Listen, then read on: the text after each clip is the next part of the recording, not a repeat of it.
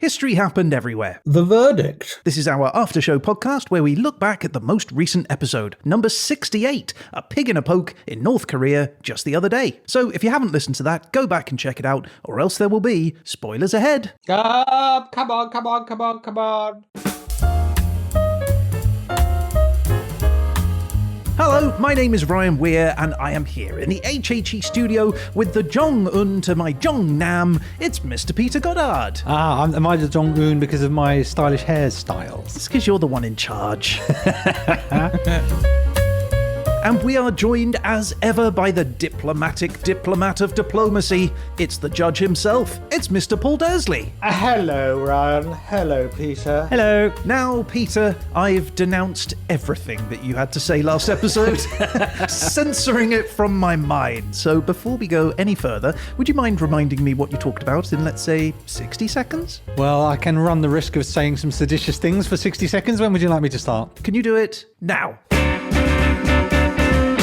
We trekked to the Korean peninsula, to the land where, well, who knows what's going on behind the veil of secrecy maintained by the strict North Korean government led by Kim Jong-un. We heard tales of people not getting quite what they expected, also known as buying a pig in a poke, including one young model slash actress slash assassin who was definitely not working for a prank show as she thought. We also discovered how North Korea's advanced government-sponsored hacking operation took revenge on the Sony Corporation for releasing a film portraying the death of Kim Jong-un. And we learned a little about the life of King Jong-nam, the older half-brother of Kim Jong-un, and a man who it is believed was assassinated on the orders of his younger sibling. I should also note that the government of North Korea denies there ever was a North Korea episode of History Happened Everywhere, despite whatever you think you might have heard.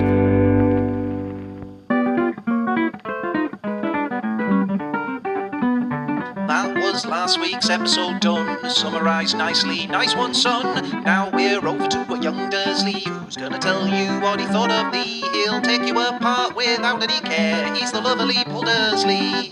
The lovely Paul Dursley.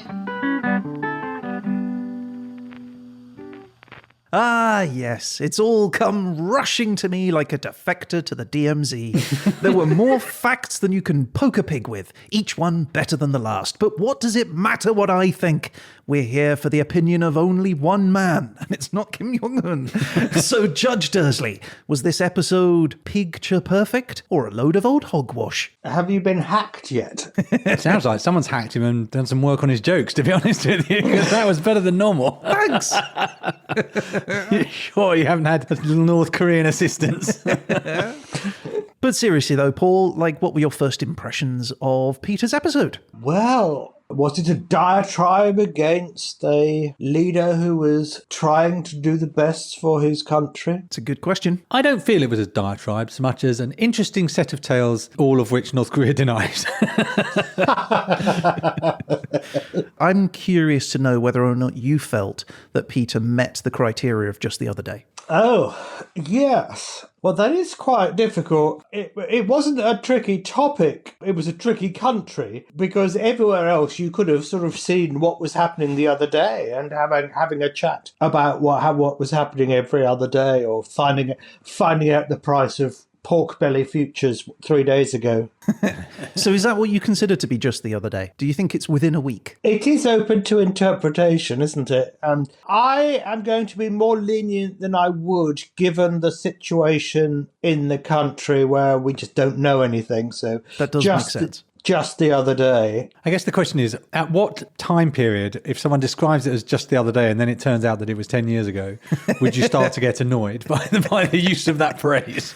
Yeah. Well, I would certainly pick somebody up upon it if you said just the other day and now you're saying it's 10 years ago. But what if it was 6 months ago? I would think the limit of just the other day is probably about a month. Okay. I think the just is doing a lot of work because the other day, to me, is a longer time span than just the other day. I like that you brought Einstein into it, though. It's never too early to bring in Einstein. But can you remember a few years ago when he came to power? There was a barber shop in Ealing, which was only 100 yards away from the North Korean embassy, that was offering free Kim Il-jong haircuts. Well, he'd have to. Who's paying, really? Well, it's funny you should mention that because his haircut actually has a name. Did you know that? I did not know that. Yeah, so I don't know what the Korean for pudding basin is. so his haircut is one of the official 28 Oh, it is? haircuts, yeah, but it's since been taken off, so you can't have it anymore. But the name of the haircut is ambitious. Ambitious. Yeah. Ambitious. Yeah. Ambitious by North Korea. And apparently, when he first came to power, all male university students in North Korea were told they had to have a copy of the haircut. Wow. So everyone had in that university, everyone had the same haircut. That must have made policing difficult. Can you describe the suspect? No, not the hair. We know the hair. He was looking ambitious.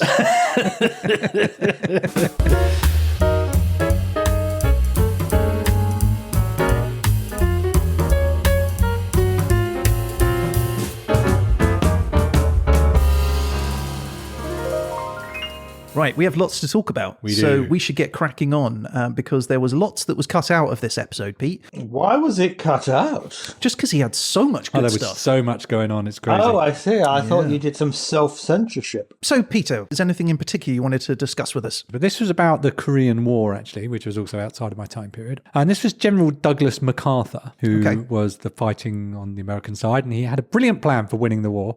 He said, I could have won the war in Korea in a maximum of 10 days once the campaign was underway and with considerably fewer casualties than were suffered during the so-called truce period. His plan, in his words again, I would have dropped between 30 to 50 tactical atomic bombs on his air bases and other depots. Then he was going to land a load of amphibious forces and then from the Sea of Japan to the LOC, spread behind them a belt of radioactive cobalt. It could have been spread from wagons, carts, trucks and planes. It's not an expensive material and this has an active life of between 60 and 120 years. So basically, he was going to devastate North Korea with atomic bombs and radioactive cobalt. And he thought that would take 10 days. Bloody hell. Well, yeah. I would have thought it would take 10 minutes. Yeah, it certainly would have put them off. Apparently, some of the problems other people had with it were, one, initiating global thermonuclear war, spread of radioactive material everywhere. Come on. Not thermonuclear. What year was this? 50-some. So had thermonuclear weapons been developed by then? Okay, nuclear war. Nuclear war. Okay, that's a point off.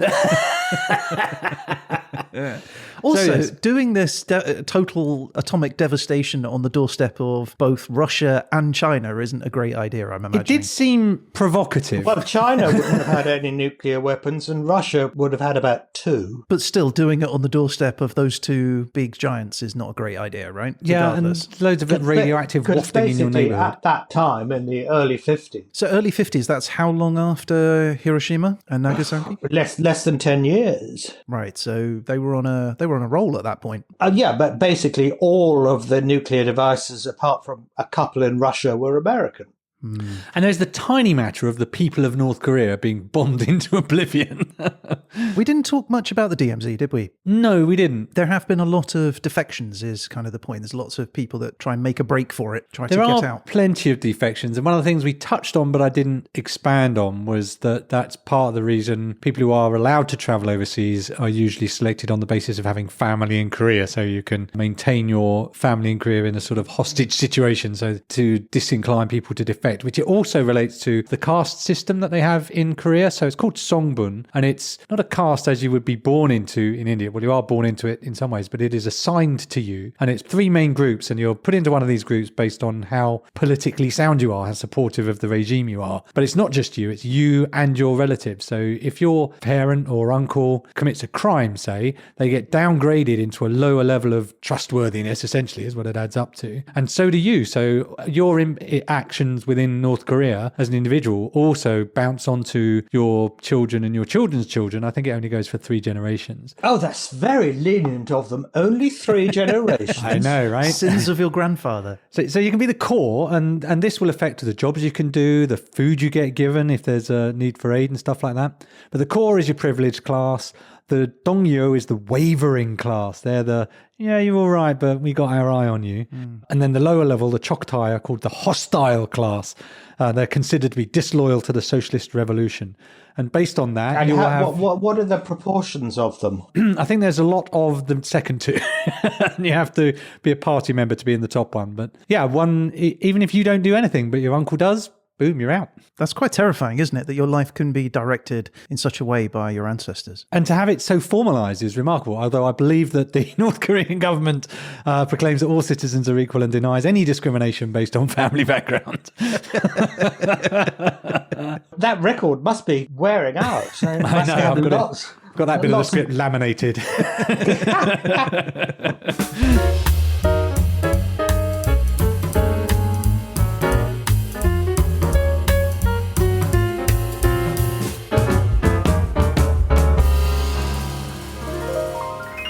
So, talking about oppressed people and defectors, I was doing a little bit of research about the interview, the film. And apparently, throughout several nights in January 2015, at an undisclosed location along the Korean border, a North Korean defector called Lee Min-bok released 80,000 DVDs and USB sticks containing copies of the interview, sending them via helium balloon over the border into North Korea. Each balloon he'd armed with a timer that would release it at various locations across North Korea. And he also sent 1 million anti-Pyongyang leaflets across the border too. This inspired another defector called Park Sang-hak to do the same, and he sent another 10,000 copies of the movie across the border, as he said, as part of an effort to dispel the idolization of leader Kim. So, if the country is so poor, do they all have DVD players? Apparently DVD players are pretty common. Yeah, I don't know about the USB sticks, but apparently DVDs are pretty common. No, I suppose it is very old technology now, isn't it? Yeah. And been superseded. Yeah, exactly. So it's unknown how many people obviously found these DVDs and watched the film. But speaking about the activists' efforts, the South Korean government responded by saying that our stance is that we continue to acknowledge the freedom of individuals to publicize their opinions. That's the most pointed no comment I've heard in a while. Yeah. How about that? I mean, so they kind of just went wavy hand. Yeah. In other news, we've got a big box of balloons over here. Would anyone like them? Didn't they, over the demilitarized zone, like have this like war of the speakers, where they just had speakers playing, Western music at one moment, and then the North used to have a sort of indoctrination hour across the border, and then it just got louder and louder and louder, and it was sort of a typical arms race. Well, That's how Eurovision got started. I mean, it makes sense, right? Like, I mean, how can you stop sound coming across the border? I mean, they did try to shoot down the balloons, apparently, but there you go. That's dangerous, because then you've got, I shot one, and now I've got a copy of the thing that I'm going to get in loads of trouble if I have. So, Peter, just one other thing. During the episode, we spoke about the interview, and you said that, how shocking it was to you to see a movie where a sitting leader is assassinated. I did. Well, it wasn't the first film to do that. So, in 1941, prior to the Americans joining World War II, director Fritz Lang, Metropolis, black and white movie, he made a film called Manhunt, which featured a British hunter called Walter Pidgeon, who attempts to assassinate Adolf Hitler. And this was a response to the fact that Fritz Lang had fled Nazi Germany when they took power. And so this was his kind of response. It's that Rogue Mail. Rogue Mail? I don't know that one. What's that? Well, it's a story about a British undercover agent who goes to kill Hitler. But I'm not sure. I think it was probably written after the war, so I would think Fritz Lang would have done it first. Yeah, it sounds like it. Jeffrey Housko, I think, was the name. Peter, you'd know. No, that's beyond my knowledge, I'm afraid. I mean, you'd remember if it was Walter Pidgeon. Hasn't the late Queen been bumped off a number of times in films, though? She was killed by Leslie Nielsen, I believe, or certainly... injured during Naked Gun films. Not assisted, certainly.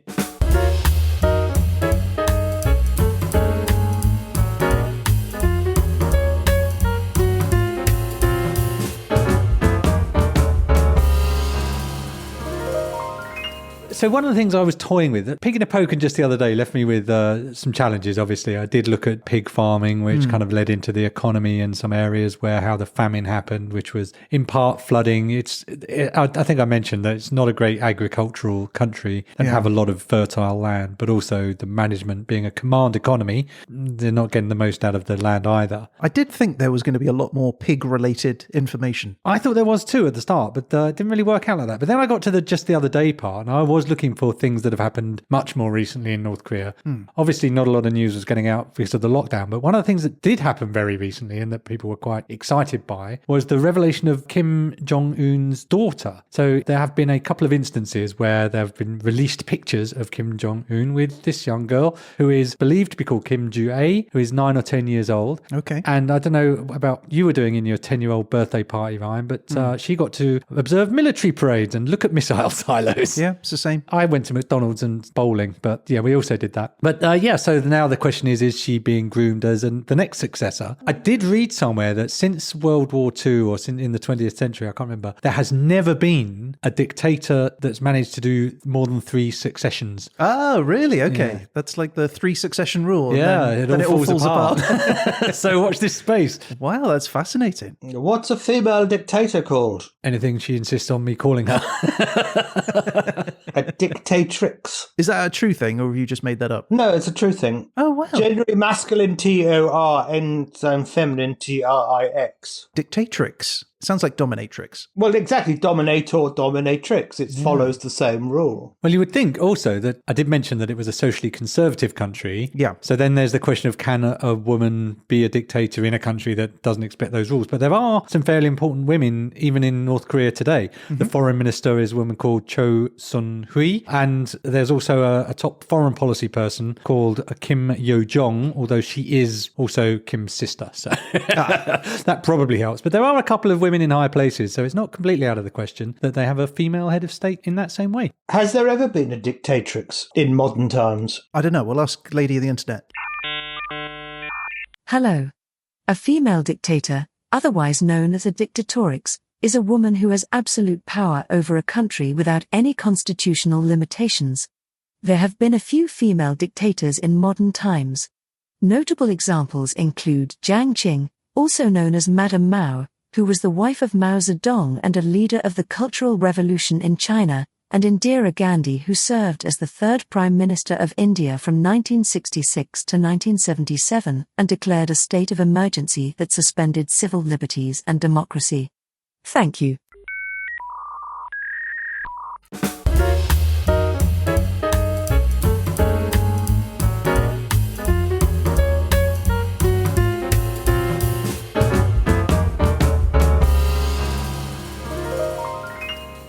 So, Peter, talking about leaders of North Korea, we talked about Kim Jong-nam and how he was overlooked in favour of his younger brother. Yes. But there was actually another son who you didn't mention. And this is the half-brother called Kim Jong-chul. So, according to Kenji Fujimoto, Kim Jong-il's former sushi chef,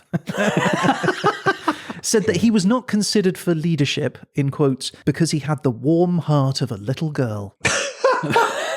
It goes on, a girl who suffered from, in quotes, an excess of female hormones. So what that means is anyone's guess, but it could have something to do with a poem that he wrote while he was in school in Switzerland that said that his ideal world would have no weapons or atomic bombs and people would be free. Wow, as an application for the top job in North Korea, that is not successful. You're not reading the room there, are you? Yeah. It could also be his love of earrings and leather jackets, or it could have something to do with his obsession with British rock music, and in particular, the music of Eric Clapton. In 2014, Kim Jong-chul attended an Eric Clapton concert in London at the Royal Albert Hall, 2 nights in a row, where he was seen singing happily along to all of the lyrics, right? In 2011, he was seen at a Clapton gig in Singapore, and in 2006, he was reported to have followed Clapton's tour across 4 different German cities.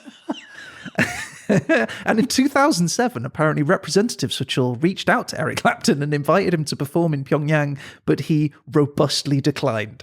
That would make me nervous as Eric Clapton, because historically there was a film director that Kim Il-sung, I think it may have been, maybe Kim Jong-il, was very keen on. They wanted to make some films with him. So they kidnapped him from South Korea, dragged him to North Korea, forced him to make films until he finally escaped. He escaped, though. That's kind of cool. Yeah, I guess he was doing the press tour and went, I don't want to be here anymore. I mean, I guess it's probably worth also mentioning about Dennis Rodman, right? This is the basketball player who is friends with Kim Jong-un. Yes, he might have his ear, but I'm sure Kim Jong-un will have Rodman's head at some point. I'm also fairly sure that Rodman's hair is not on the list of qualified haircuts. I said Rodman's head. For your records, Paul, Dennis Rodman famously has flamboyant hairstyles. Yeah. Oh, I don't know, do I? I don't know the first thing about basketball.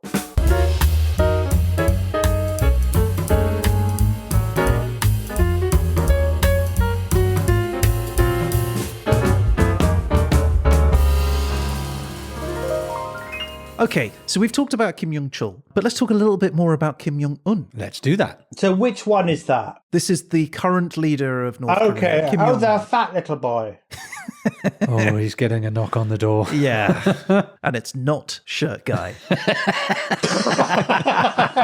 So reportedly, Kim Jong-un keeps a pleasure squad, which is a group of girls, some as young as 13 years old, who are plucked from classrooms and they undergo a battery of tests to confirm that they're virgins. In 2016, he spent $3.5 million on lingerie and costumes for this harem, while he also then spends lavishly on booze and fine foods, including his favourite cheese, which is Emmental cheese, which is a remnant apparently from his days where he was also a student in Switzerland. So he loves Emmental cheese. He's also known for his extravagant executions. So in 2012, Kim Jong-un is rumoured to have had a former army vice minister killed with a mortar round for drinking and partying after his father's death. In 2013, he had his uncle stripped naked and fed to 120 starving dogs. In 2014, he had a deputy minister executed by flamethrower. Crumbs. And in 2015, he had another minister killed by anti-aircraft gun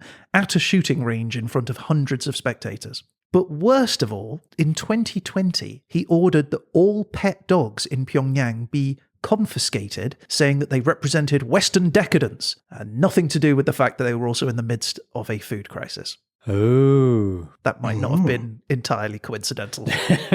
So he's not someone to mess around with. He's not someone to mess around. And that was certainly one of the feelings I got from the things I was reading about his brother, was that his brother was a bit more of an easygoing soul and less likely to tear you apart with dogs and whatnot, which I guess isn't the Kim way if you were planning to be top dog, as it were.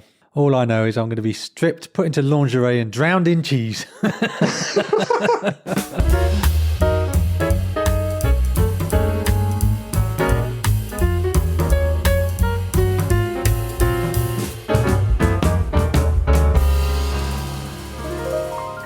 So, Peter, we talked during the episode about how difficult it is to get North Korean beer outside of the country. Very difficult and dangerous. Right. Well, that may be because in 2016, North Korea claimed to have invented a new type of alcohol that wouldn't give hangovers. Sounds good. So the Pyongyang Times said that special ingredients in the booze prevents it from causing headaches or sickness, despite having an alcohol content of up to 50%.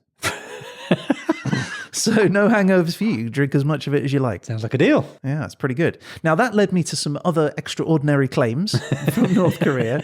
In 2015, for example, North Korea announced that they had created a new drug which can cure AIDS and Ebola and also cancer. That's going to be a top seller, surely. They should need to float that into the markets. Also in 2015, the new North Korean school curriculum was released, and within it, it had a piece of information in there which stood out. Kim Jong-un could drive a car by the time he was 3 years old, and as a young man was considered an expert artist and a musical composer. Apparently, he got this talent from his father, who in 1994 is said to have bowled a perfect 300 game of 10-pin bowling, scored 11 hole-in-ones in one game of golf, and was a genius academic and composer, having authored more than 1,500 books while at university and 6 operas after graduating, and in quotes, all of which are better than any in the history of music. Wow, the reviews are in. The Pyongyang Times, at least, thinks they're great. And if you don't believe any of that, Which I don't. well, you'll be pleased to know that in 2012, researchers from Pyongyang claimed to have discovered a real-life unicorn lair found just a short distance away from a sacred temple. So there are unicorns in North Korea. So what was on top of the layer of unicorns? a layer of bullshit?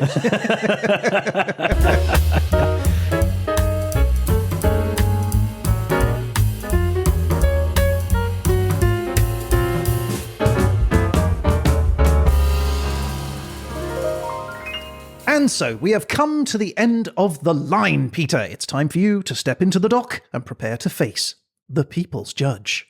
Judge Dursley, are you ready to give your verdict? I'm going to need a few seconds to compose myself. Okay. Okay, I have calmed down. I have wiped my brow.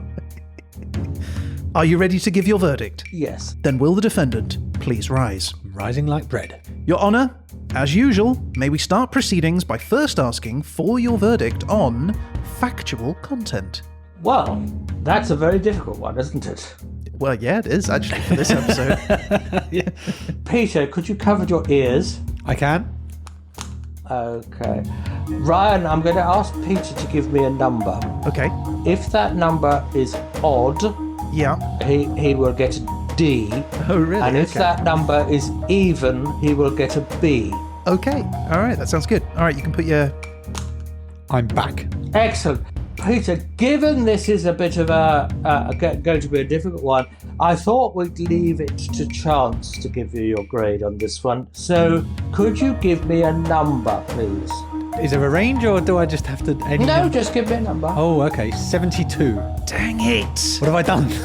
You chose 72, so that would give you a B.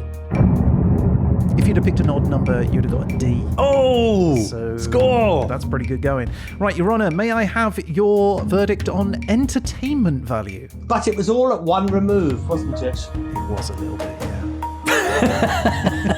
Although saying that, pig in the poke does not actually mean anything to do with pigs, technically, is it? It's to be sold a pup, is another phrase for it. So technically, it's nothing to do with pigs.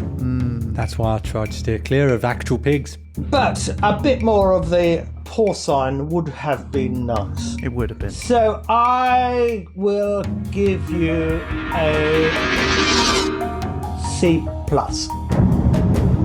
Okay, well, there you go. C plus, Peter. That's not bad. You're doing okay so far. I'm feeling okay about this. All right, well then here we are. We fall upon the tricky hurdle, the unknown Dursley factor.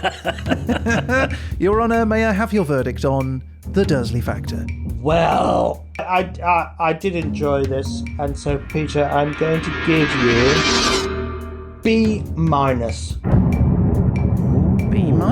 Good, very happy. But here we are now. We are at the final verdict. Peter, before the judge passes his verdict, you have an opportunity to enter a plea. If you choose to do so, please make that plea now. Not so much a plea, but an observation of the great personal risk I took on this particular episode.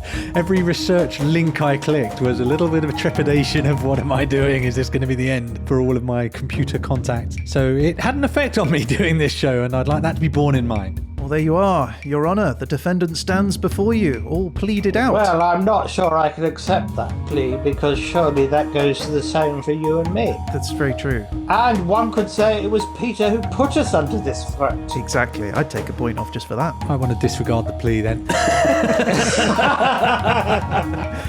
Your Honour, have you reached a verdict? Yes, I have. In which case, I would ask most respectfully for your ruling. I am going to grant Peter the prize of C+.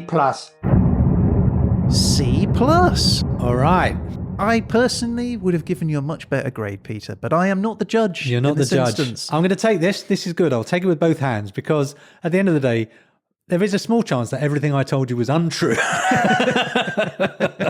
I have to accept that that comes with consequences. Very good. Thank you, Your Honour.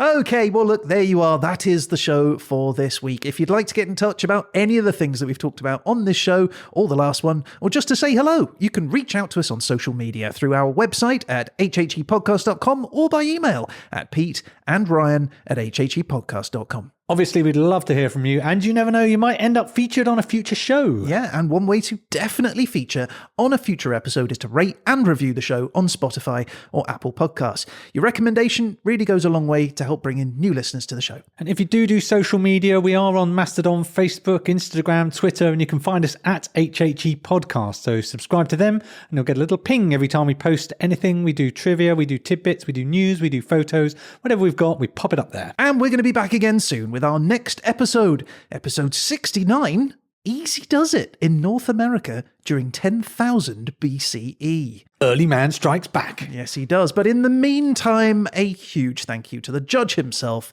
Thank you, Paul. My pleasure. And that's it. I guess all that's left to say is... You've been listening to... Oi, oi, oi, oi, oi!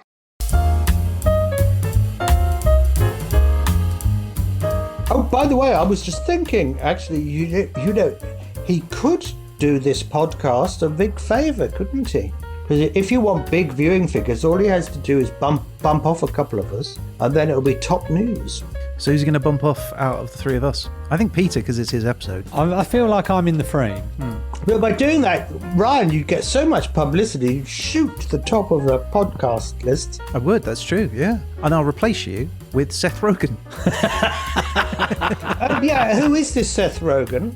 I'm sorry, but I didn't get any of that. He is a Hollywood actor, writer, producer, director, and self-acclaimed eternal teenager. Oh, I see. See, I didn't know. I didn't know who he was from Adam. So That may have diminished the impact of the sketch.